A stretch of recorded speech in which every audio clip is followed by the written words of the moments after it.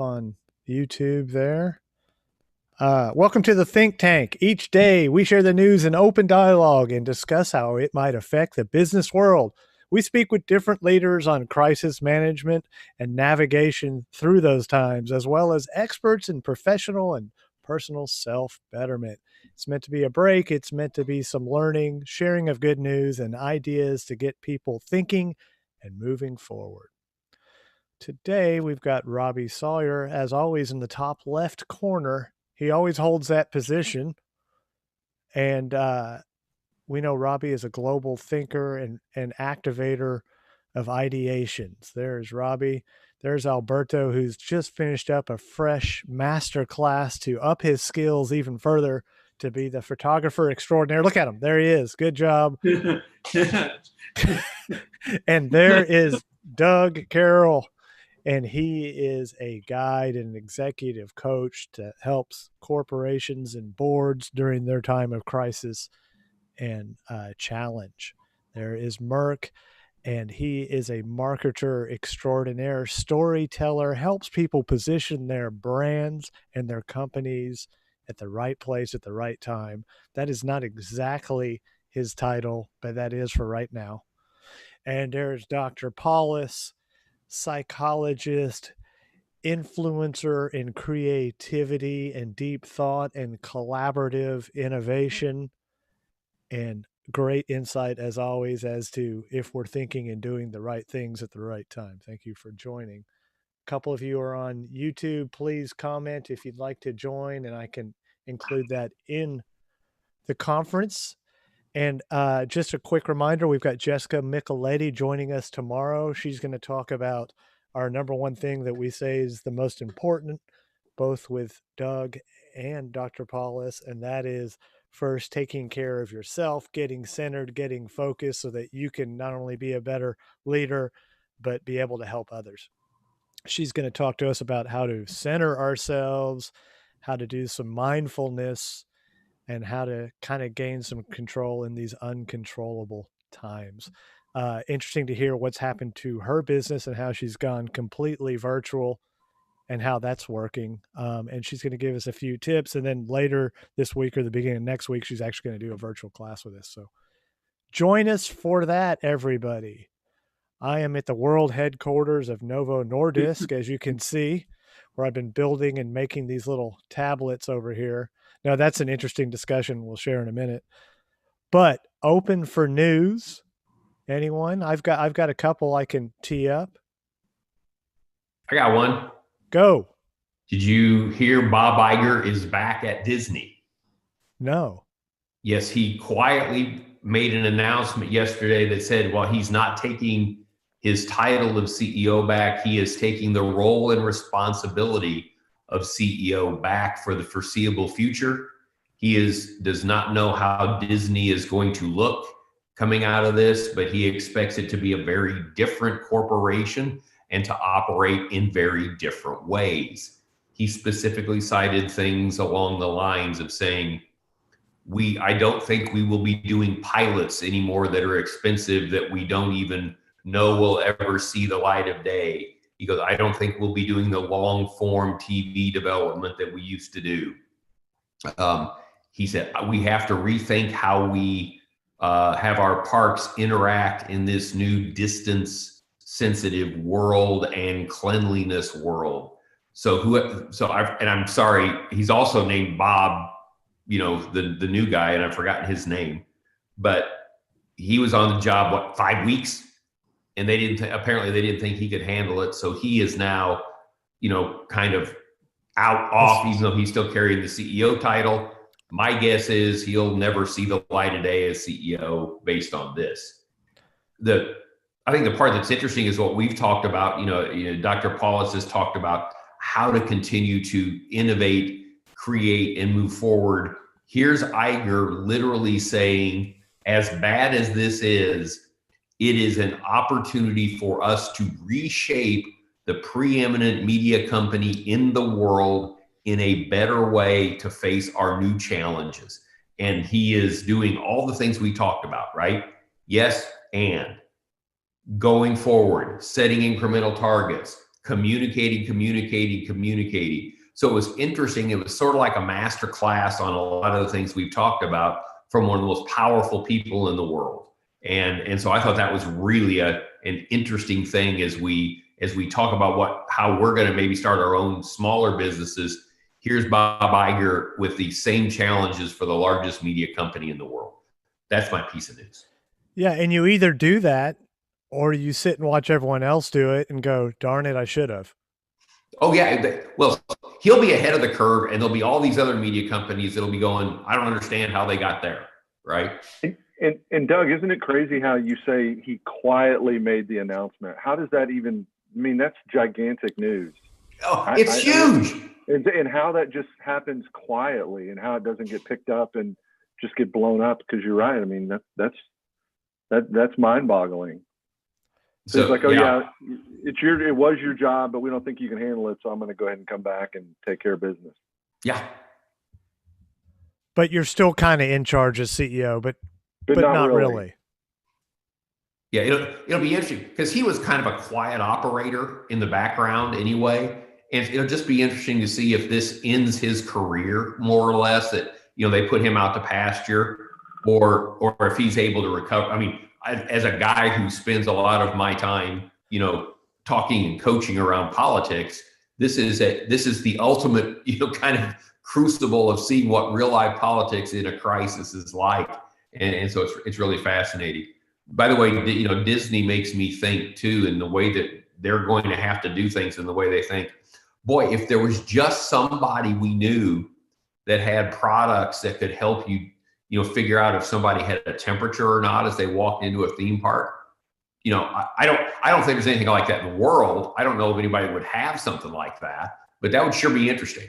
Well, so a bunch of interesting stuff that had happened that just completely plays into these goofy kind of discussions that we have here. That's along those lines and a little different as well. But if you look right now at all of your images and think about, look at those. And this was preempted by the pharmaceutical world and these people who train and prepare all their salespeople. Well, and if you know anything about that, that is severely in depth to how many buttons you're buttoned, what color that is, how you say this, how you look at some. I mean, everything is completely manufactured. It's the way IBM. It's the way IBM used to be. It is for sure. Well, think about what's happened. Their business hasn't stopped. It's just gone online, right? But now they're kind of looking, going, what a complete mess this is.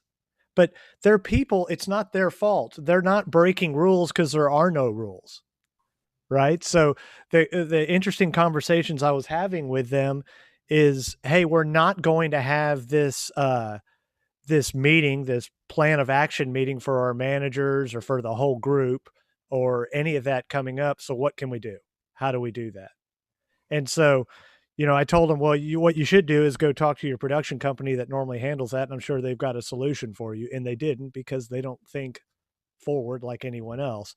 And so what you have to do is go meet people where they're at and where they're comfortable, which is right here, right? Or a go-to meeting or something like that. Even though in the past, this was super poor quality that we wouldn't want to use, that's what everyone's using. So you got to go there. But what you don't have to do is have people presenting from their home like we all are right here, right? And they're going to, unless you tell them otherwise, right? No. And so what you need to do is coach up all of your senior management. You need to give them a studio in a box and a tech concierge that will help them. Here, I'll show you. That will help them understand, how to use this stuff they got. Here's your special green screen. Here's a good camera. Here's some light, and here's a good microphone. Because I can't take you serious if I'm worried about the cat that's on the back shelf of Robbie's kitchen right here that's about to jump on his shoulder. I'm more worried about that than whatever he's telling me. And then at the same time, you need to give them a little lecture and understanding and a lesson as to how do you now communicate to a camera here and an audience that could be anywhere in the world. And so they're like, oh yes, okay, we need that. So it's interesting because the other side to that is, besides internally, how are they talking to their customers? And so while I was joking around with this shot, I was doing that with them. Well, here I am in the lab making your stuff over here, you know? I mean, something different than here I am in my bedroom or my kitchen or my spare whatever, do that and raise the cameras up and do all that kind of thing. So there's going to be this whole fun little business, if you will, which we can invite all of you guys to be technical trainers on this. You know, isn't it interesting? Isn't it similar though, Sam, when you go back and you think about, okay, before we had email, for instance, when, you know, it was just face-to-face selling, and I've been in sales for forever, but I was always a great face-to-face salesperson, but then when you take someone that's really good at that, they don't always, and Dr. Paulus, chime in anytime, but they don't always have the ability to then go online and be able to articulate and have that same conversation electronically that they have face-to-face. Yeah, but you know what? They're not given the time to think about it now or be self-conscious about it. They had to, it wasn't, hey, guys, I want you to go try this. It's like, you got to go talk to someone, so go do it right now. No, you're right. So they've jumped over that hump. Now we just need to make them feel a little more comfortable and make them look a lot more professional in how they're doing that. And then that carries back to the event space for us as well.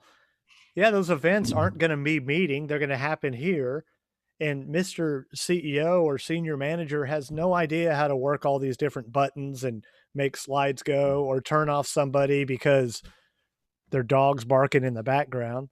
So they need those technical producers that used to be in ballrooms now sitting on their computer wherever running it for them. But there's a whole string of, you know, cause we used to talk about this at AT&T, at Apple, at a bunch of different places, you know, because when Robbie brought up email allowed us to get very lazy with our relationships. This is going to bring discipline back in, you know, because whether you're talking to your team, to a peer, or to a customer, they can see you again. Right. You know, and so all the things you're talking about, Sam, it's almost like going back to finishing school in, you know, half a century ago, where you've got to go back and start to tell people, this is how you have to set yourself up. This is how you have to look on a camera. This is, you know, all those things you said. It's going to be an entirely new set of skills that a lot of people are going to have, which, by the way, I think are good. I don't think it's a bad thing at all. No, it's interesting. So one of the guys, and then I had another conversation with another guy who all he does is train. It ends up being farmers as well. It was two farmers in the same day. But he's the guy who puts people in your trade show booth to talk about your product. Sure. And find your thing so that you don't have to take your whole sales team off the road to be in. Okay, so that's what he does. But he's all about training. But now he's going to do that all virtually, and not only deliver his training that way, but deliver a class on how do you virtually engage people. Right. So if everyone's going to make their first perception of you in the first couple seconds, then don't have your cat on your lap. And you know, what else going on? You're at work now, so make it look like you are. Hey, Sam, there's a good article that came out today on Adweek that was winning the virtual room. Oh, really? So it talked about this, and it talks about agencies and how they're having to redo their pitches. They talked to 9 different agencies, and what does that mean? Like, is it a cat wandering around behind me? Is that good? Is that bad? How do we do this? And what are the steps and stages like you're talking about, and how we go about doing that now, because we're still needing to pitch business. So that's funny. So, and Sam, real quick too, I think so much of that is interesting from a sales perspective. You're talking about, Sam. It is, I mean, salespeople, it's a lot about your personality, right? You know, it's the way you look, but it's your environment. And if you're being told to be in a particular environment, that sometimes can take away your ability to, you know, to be you from a creativity standpoint. Well, the interesting note too. So we were speaking with the head of all that stuff for Novo, and we've worked with her in the past, so she knows us. But I had all kinds of crazy garbage going on behind me. I had this video of this messed up house, and and you could see it in her face, like, what the hell is Sam doing or thinking or saying, you know? And what happened there is then I clicked it to, you know, here's a real background with a logo up in the corner or whatever it may be, and focused and paying attention. It's like, is there a difference there? Okay, is that what you need everyone to do? Well, they don't know how to do that, right? So how are you going to do it? I had the lights turned down. It didn't look right. So it's really interesting to see that and to see how that works. And then, you know, the next interesting thing I saw, which is, you know, this has been happening a long time. They're just now talking about it, and it's very Big Brother. But we kind of had that discussion the other day that people are okay giving up a little Big Brother if you're going to now equate that to better safety and confidence that I'm going to be okay in my environment. But they were saying that for the first time, really, Google and Apple are now working together. And what they're doing is download it on your phone. Whenever you're within 5-6 feet of somebody, it's marking and creating a record of that.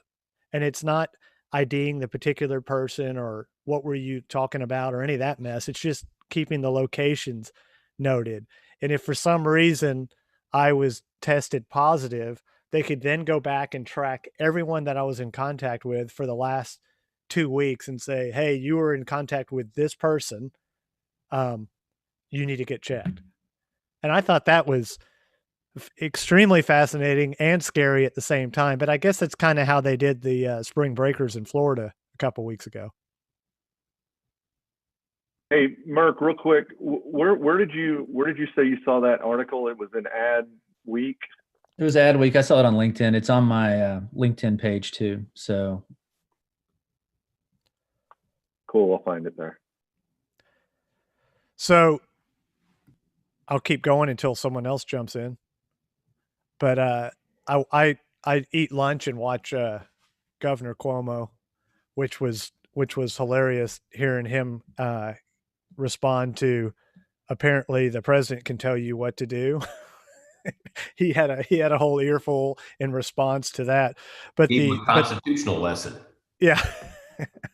But what was interesting too is, you know, the press is trying to, okay, so when are we coming out of this? And when does this all open up? And when can I go see a concert here behind me and do all that? To which, you know, he was talking about what we were talking about, in that it's got to be a planned opening. And it can't be a slow opening either, but it needs to be planned in such a way that we don't immediately just jump right back into the mess that we were in before.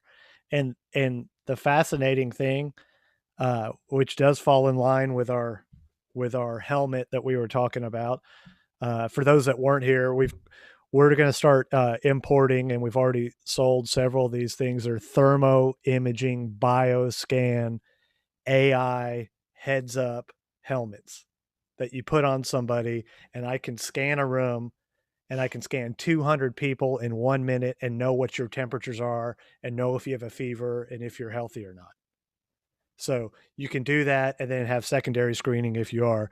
But something like that for any sort of public environment, whether it's an office or an event or a mall or whatever it may be, is something that just about everyone is going to need to figure out how to do, and at least convey that they're thinking about that and doing that, so that people will be safe and try to get back to whatever this new normal is going to be. A little bit about culture. I discovered today that Turkey was way ahead of the curve on preparations. They've been shipping things all over the world because they have so much equipment, so many masks and protective gear, shipping it all over, to Israel, to us. So it's really interesting. And they also have a cultural thing. They're big on cologne all the time, on buses everywhere. They put cologne themselves, which has alcohol in it, right? And so they actually have that, really cleaning themselves and being very cleanliness oriented. And it turns out, although you may not care about these statistics, that when they go to the bathroom, 95% clean themselves after the bathroom. That's compared to only 50% for the Dutch. Okay, so now that surprises me, being a Dutchman, but maybe it doesn't surprise me in a way.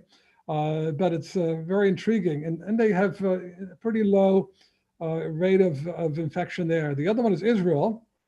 I saw that in a couple of weeks they're going to have a vaccine ready, and in 90 days they expect it to be ready for bringing out. So there's hope on the horizon there. I was speaking with a compadre in France today, and he normally lives in Paris, but he's sequestered himself out to the country because he said it's just a mess with people obeying and not obeying the lockdown. But as he was saying, they're about 4 weeks ahead of us. So they've already gone through so much of the mess, and they're right now a couple weeks away from everyone go back to business, but there hasn't been any real plan or real guidance as to how you should go back to business. And that's what everyone's looking for, that guidance. I mean, I think that's why Cuomo is so well liked at this point right now, is that he's extremely transparent, extremely honest. And he tells you, he's telling the media folks, hey, I don't have that answer. And if anyone gives it to you, they're lying because they don't know either, but here's what I do know right now. And here's what how you should respond to that. So it is interesting to kind of watch what's happening over there. And when I was talking to him about was mask and things like that in France, and he said, yeah, the first responders and the real medical need for the masks are all taken care of, and everyone's figured out that supply chain mess now. But what the big push is, and what people are thinking about, especially the French, is the fashionable side of what the everyday mask is going to be. Is it going to be a Louis Vuitton mask or whatever it is? Because when people come out of this, they're going to feel only comfortable wearing a mask of some sort. So that's crazy, because it sucks wearing those things, man. Someone's got to figure out a better way to do that. I shared with Sam before all you guys got on here that there's some information. The CEO of Etsy said yesterday that they now have 20,000 shops on Etsy that are making masks, which is crazy. Well, 20,000 shops. But that's just interesting in general. All these shops closed around the world, and many of them just opened up on Etsy or the eBays of the world. It'll be interesting to see what people's mix of unique items are going online now when we come back, and we'll stay online. The question I have is, when they start baseball and sports and you wear a mask, but what do you do when you have to eat nachos, right? I mean, you'd have to you got a little problem. I presume you can go to baseball games and sit with masks, everyone, but then they can't sell the food, right?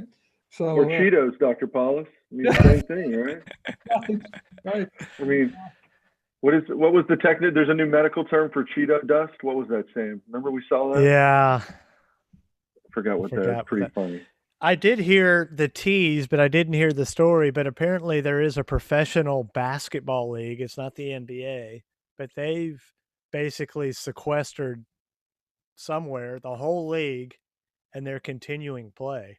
Yeah, it's in Taiwan. Is that what it is? I believe so. That's what I heard that on the radio this morning. It's in Taiwan. It should be fine.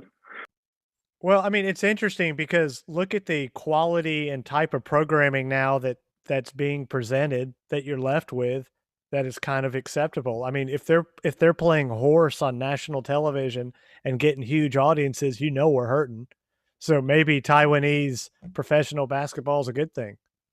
I have a couple sports related stories. I think wrestling, there's some division in wrestling now that's doing the same thing in Florida. I'm not a wrestling fan. Well, yeah, they did it last night. The WWE, the World Wrestling Entertainment Group, the Vince McMahon, was declared an essential business in Florida. Yeah. Yep. And I mean, let's all agree. I mean, come on, surely it is.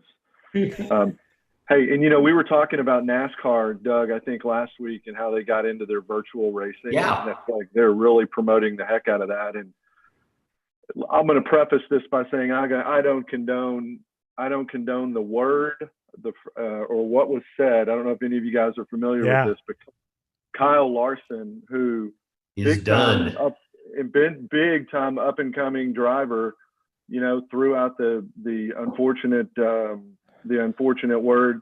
He thought he didn't think his mic was on, But dude, I'm trying to look at his sponsors. He's got McDonald's, Credit One. No, he had.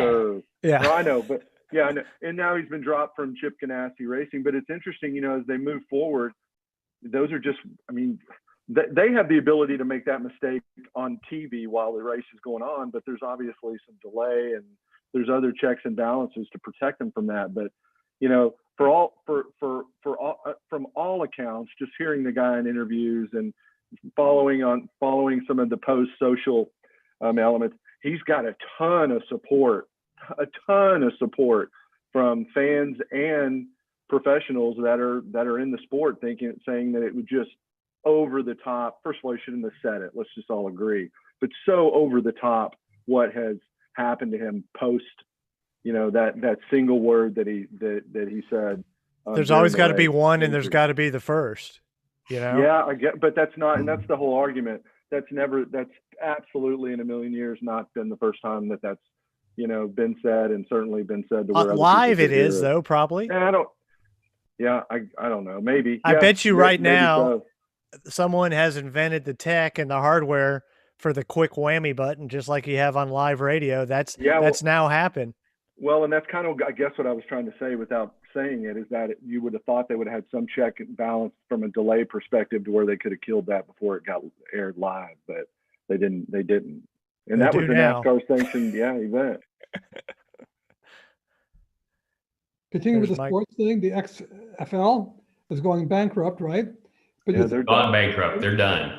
Yeah, but it would have been a group. You think they could have organized some way to start playing football, because then they have an opening, right? Because there's no NFL going on. They could have continued with football, found people who were all safe, and taken advantage of it, play and have a chance to get some attention, right? Yeah, I think the challenge with kind of what a stroke of bad luck, because for a renegade league to work, almost everything has to fall in line. They have to get lucky. They have to have talent on the field. They have to have, if the first XFL, if week one of the XFL had been a total and complete snooze fest, that would have been the ball game right then and there. But they actually had a handful of pretty good games to watch. It made for good TV. It made for good sports, and people do like football. But man, who could have seen this coming?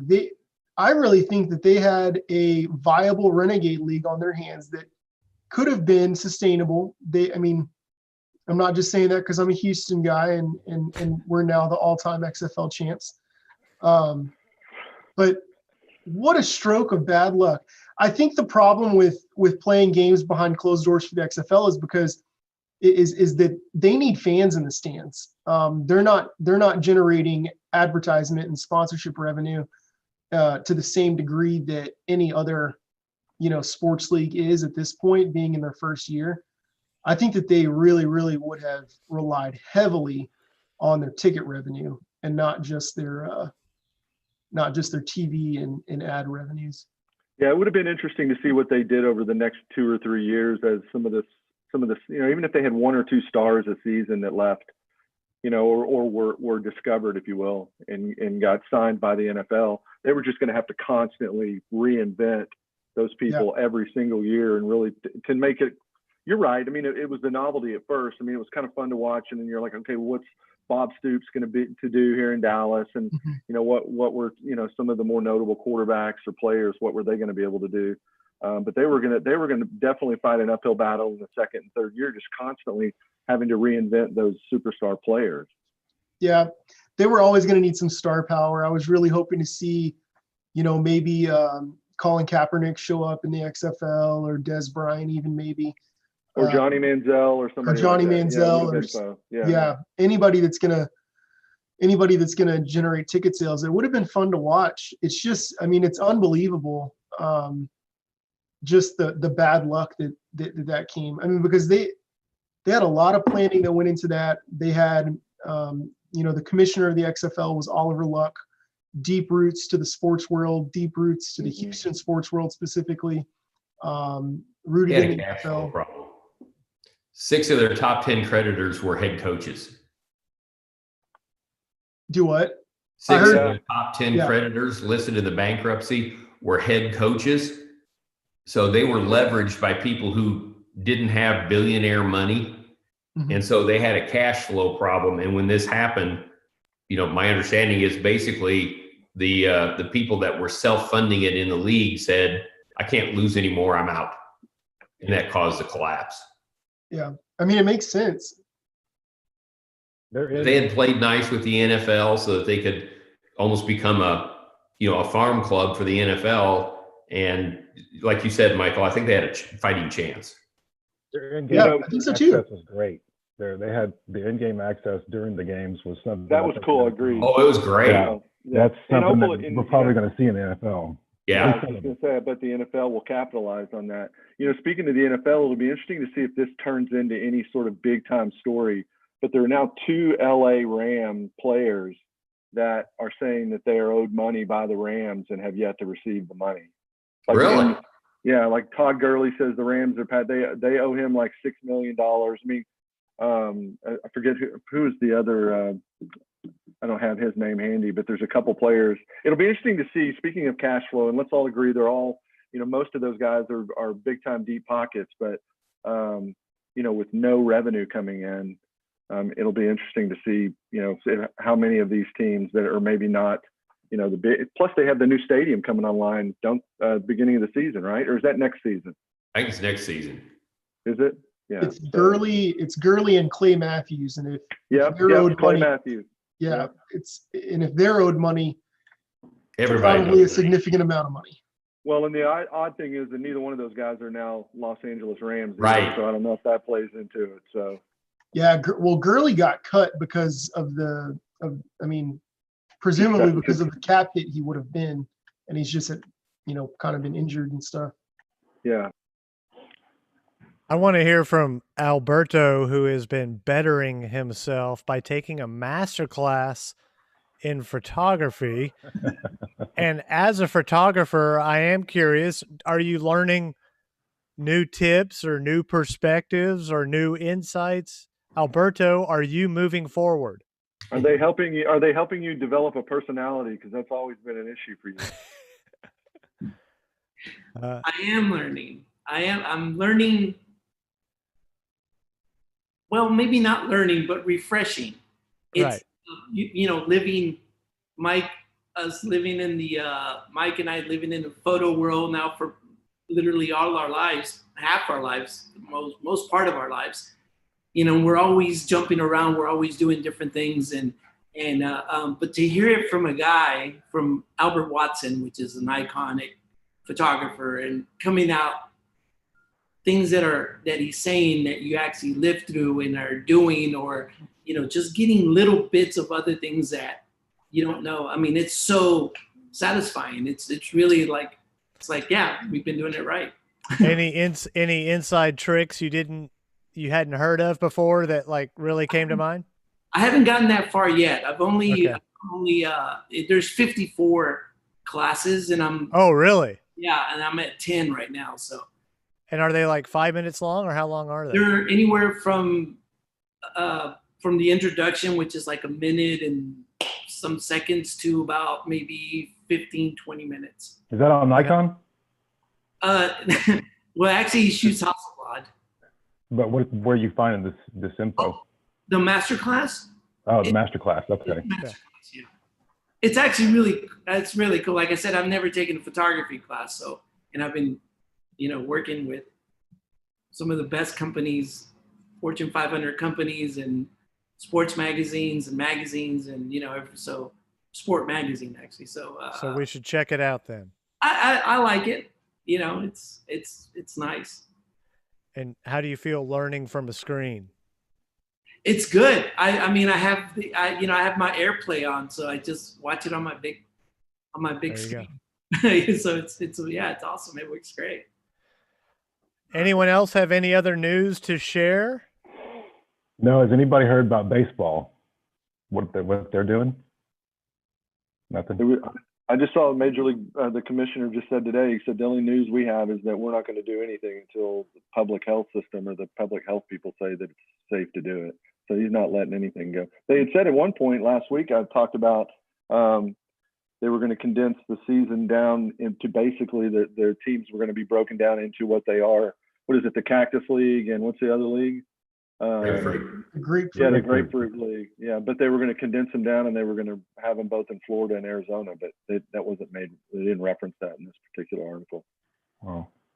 I saw another interesting thing from Yale University and some scientists, but he was breaking down the genome of the virus in different locales. So he was tracking how things spread, not by where were you last or because your phone told you, but looking at the genetic makeup of that virus and tying it to, like, the first virus that happened in Connecticut actually came from Seattle. And so it's interesting to see, because they're trying to figure out how to stop transmission all over the place and how is it transmitting. So it was an interesting perspective now with more information and data and applying science to it. You're not just trying to figure out and ask people where were they last. You can get very scientific with it. I was going to ask you earlier, Sam, do you think people are going to actually go out once they give the word? It's cool to go out. I mean, from a psyche standpoint, how much of that has to be pounded into them for them to feel safe at a baseball game? Just to say it is one thing, but to go and wear the mask and do all the stuff and do what you got to do to make yourself safe to go out is a lot more than just going out anymore. So yeah, but I think people are, it's like Cuomo was saying, I was talking about, I watch him at lunch every day, and he's saying, hey, we are going to release and at some point people are going to start doing things, but you need to keep in mind, it's not a free for all. We still need to be very concerned and pay attention. And in general, it's amazing the stupidity of people. I mean, in Dallas, they said, you cannot have any gathering of anyone but your family, and that should be indoors. And when I go on runs in the afternoon, there's all the neighbors sitting in some guy's yard. You're like, I don't care you're 6 feet apart. That doesn't work. Or no, it's fine. Or no, my neighbors are cool. They're clean. No, that doesn't work, man. That's not how it works. How do you know if you haven't been tested? And stupidity is going to rule. You know, Sam, and it's interesting, all the stuff that you've been talking about, or we've been talking about here, from the virtual world and creating that environment that's conducive to whatever the company brand or the company image is. We talk a lot about that, but, Doug, how careful do we have to be to not, certainly in the world that we're in, to not make some of these clients feel like this? I mean, it's going to be the new norm, but we also have to temper that with its norm for a very short period of time, hopefully, so that we're not promoting that it can and should be an alternative to having, big conferences and events. Well, you'll see. So I'll go back to Disney as an easy example, right? What the expectation that I've got is that what you'll start to see is as we reopen. So if you went on a random Thursday to Disney World in Orlando and you went to Epcot, and Epcot had 100,000 people through the turnstile on an average day. Well, Disney is going to adjust that to 50,000 people to start with. And then when you go to the ride, it'll be every other row on the ride, will be filled. And you'll have monitors to make sure, you'll have cast members out that, are gently reminding people to stay apart. So there'll be a lot of stuff like that. You'll see movie theaters reopen with every other row and breaking. One of our movie theaters here, just before we closed everything, they had it, you could only buy every other seat, right? Or every third seat. And, and then you'll have stuff like this, what Sam's talking about. But, and if Dr. Paulus is still on, what I believe you'll see is you'll see critical examples of how psychology truly works in a gradual state, right? We'll move from one point, we'll begin with a soft landing, and we'll gradually get back more and more to normal as Bill Gates said it in an article yesterday. He believes that we are in this place and there won't be a recovery until fall of 21 when there's widespread capabilities of a vaccine. And so we'll be doing soft landings to try to get things, instead of having a 30% unemployment rate, we can move it back to 12 or 15 and work our way from there. This is going to be a 5 to 9 year recovery. And from the standpoint of like events and everything, when we work on those, what we have to start to do is say, how do I rethink the value proposition so that I can combine? I still want to have people on site. I still want to have the conventions. There's value there I can't shift, but I've got to have a component in that convention, in that learning component, that allows people who don't want to be in that environment to view it virtually. And I've got to rethink how I create that value and how I produce it. How do I send out the content? Having a conversation with some esthetician people this morning on that very subject, and was trying to get some weird company I've heard of, Red Button or Blue Button or somebody's butt. I don't know what it was, some company, but involved. So this is where if I'm looking at this, I'm wanting to be a person that is leading it. I'm wanting to come up with the answers, not go to my clients and say, well, what do you think we ought to do about this? I want to be able to talk to them and say, the way we want to approach this event, the way we want to approach this learning, the way we want to approach this, here's how we think we can do it. And you get brilliant people like Dr. Paulus to help us from a psychology standpoint. You get a doctor in there to help us from the medical standpoint, so you can go in with a solution and create soft landings. That's a longer answer than you wanted, and I apologize for that. Yeah, but the note on that too is that what you need to do is, and like we were talking about that with thinkers, everyone's talking about they're innovative and creative and forward thinking.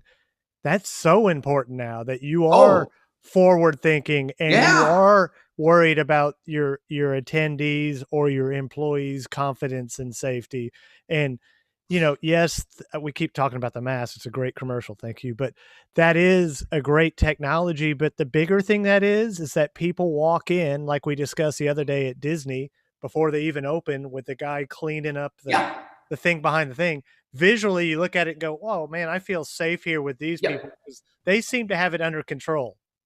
Yep. It's trust. What you're going to be doing is rebuilding trust.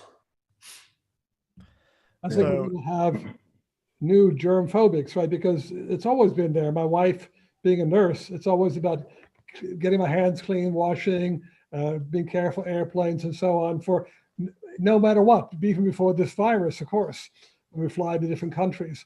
But now I think everyone's sensitized because how the impact is of being clean, being careful. And so it's going to take a little while to get this phobia moderated, right? Because we're going to be too phobic probably, and eventually learn that, hey, people are able to do this okay without being super paranoid. And then I think slowly we'll, like you suggest, adapt to a new reality. But I think we'll hopefully always be more careful, because there's always good reason to be, to use sanitation, to be careful, because there are all kinds of bugs going around all the time. Well, and there's new issues springing up. There's a little company called Redfora who makes disaster bags and stuff, and they're getting ready to offer a travel sanitation kit that for about $50 you'll get hand sanitizer, mask, plastic covers for airline headrests, armrests, and table trays. What else was it? But it comes in a little bag, and so it's each flight, you just have this one little bag. And they're going to charge like $25 or $50 for this thing, for a trip. And you got to get it branded. You got to get it branded, right, Sam? That's right. The other interesting thing that made me think of Dr. Paulus is that there was someone talking about it today, and they said, we have got to get out of this stage and slowly back into the release, because the longer you're here now, the more it imprints on your memory. And they were talking about the 1918 epidemic or whatever, and the longer they lasted there, the residual memory of it went on for extra. There's a direct equation to how long that stays current in a major thought. On all that note, so we don't end with a Dougie Downer, thanks, Thank Doug, you. 9 to 12 years, is that, you know, you start talking to some of these people. Like I talked to my daughter, I'm like, what's the one thing you cannot wait to do when this is all over? And everyone is so ready now. They're ready to go back to what was mundane before will now be the biggest walk in the park ever. They cannot wait for that. So I think that, you know, and it might be go to Disney or it might be whatever. So I think everyone will be very cautious in their reemergence. But I think when they get back and go, well, that wasn't too bad. I just had to, it's like the first week of this when you first went to the grocery store and you're like, oh my gosh, don't look at anyone, or, you know, even though look had nothing to do with it, but now everyone's a little more comfortable with it. So I think people will be more comfortable with it and will probably get through it a little bit faster. Oh yeah. If we start re-engaging and getting out, but who knows when that's going to be. One thing I wanted to ask you, has anybody seen any other kind of production that's taking place in light of what's going on to be taking advantage of it? Like, for instance, here in Houston, Westheimer, if you know what that street's like, it's now under construction because you could never stop. You were never going to get on that street before. It's just a madhouse. So now there's, you know, in front of our studio, it's all beat up. They're taking advantage of it. They're redoing it, but, you know, because no one's on the street. But, and like Albert's learning a little bit, I've learned a little bit. I've got some programs under my belt now that I've always wanted to try, now that I've got time to do them. But anything else that you guys can see that is taken off because of the void besides construction and learning? Well, you would hope that you can do that, but you got to have the foresight and resources and personnel that are comfortable going and doing that. Yeah. You know, as far as job retraining, you know, some of these folks are going to come out. I mean, I don't know who else is going to be, you know, I may not be a photographer after this. I mean, right. I might go do something else if I fall into it, and if it's what I'm, you know, it's where I'm supposed to be led. But I'm sure there's some people that are going to go back to work and not do what they used to do because they're going to be trained to do something else, or retrained to do something else, or, you know, finally actually get to do what they really like doing because they actually got applied to it, you know. When we spoke with Christine, with Make Ready Experiences, it was interesting to hear her perspective too, because, you know, that's all hotels and retail and really unique restaurants, all done with a little twist to make them really memorable. But the hundreds and hundreds of employees she had, you know, when they aren't getting paid or they are put on furlough, they have to go somehow put food on the table, and they're going to go off and enter this new world. And hey, when this all comes back, you know, her big fear is she's going to be over there going, hey, remember, come on back. So how do you stay engaged and how do you make it attractive so that people will come back whenever this is over? And that's a huge challenge for a lot of people. Big. Yeah. All right. Anything else? Well, let's wrap it up for today then. Wash your hands, stay healthy, and stay home.